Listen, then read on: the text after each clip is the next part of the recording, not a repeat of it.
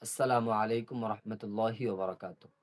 আগামীকালকে আমাদের জাতীয় সংসদ নির্বাচন।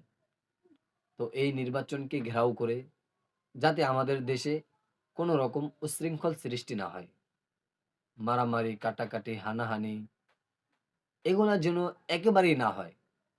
কারণ আপনি আপনার নেতাকে ক্ষমতায় নেওয়ার জন্য অনেক চেষ্টা, অনেক মুজাহিদা করেছেন, অনেক পরিশ্রম করেছেন।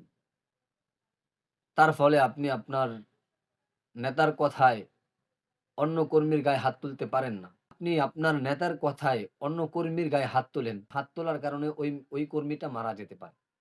যদি কর্মীটা মারা যায় আপনি চিন্তা করেন। সে তার বাবাকে হারাইলো, মা তার সন্তানকে হারাইলো, সন্তান তার মাকে হারাইলো।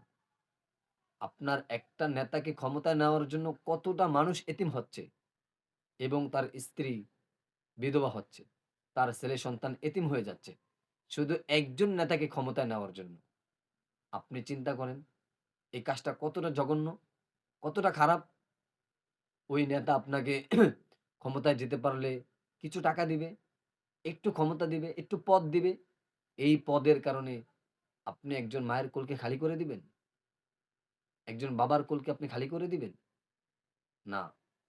কালকে আমাদের দিন আল্লাহ তাআলা বলছে যে, "তোমরা ওই দিনকে ভয় করো, যেই দিন তোমার হিসাব তোমার দিতে হবে। কোন নেতা তোমার হিসাব দিতে পারবে না। সুযোগ থাকবে না।" তাহলে আপনি যদি আপনার হিসাব আপনারই দিতে হয়, কোন নেতা দিতে না পারে, তাহলে নেতার কথায় যে আপনি একজন কর্মীকে আহত করলেন, একজন কর্মীকে মেরে ফেললেন, এটার হিসাব কে দিবে? এইটা আমাদের ইমানদার হিসাবে, মুসলিম হিসাবে চিন্তা করা দরকার। এবং আমরা ওই নেতাকে নির্বাচন করব, যেই নেতা সংসদে গিয়ে ইসলাম এবং কোরআন হাদিসের কথা বলে। সংসদে গিয়ে তিনি ইসলামের কথা বলতে পারে, উঁচু গলায় ওই নেতাকে আমরা নির্বাচন করব।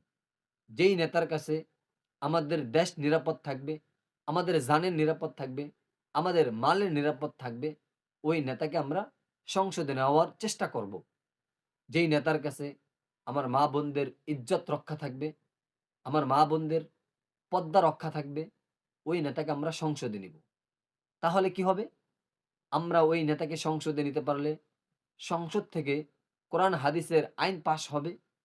কোরআন হাদিসের কথা আমরা বেশি, বেশি মানতে পারব।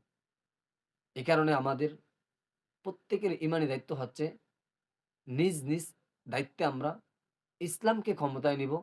যোগ্য প্রার্থীকে আমরা ক্ষমতায় নিব। যদি অযোগ্য ব্যক্তিকে আমরা ক্ষমতায় নেই, তাহলে তার কাছে আমাদের দেশ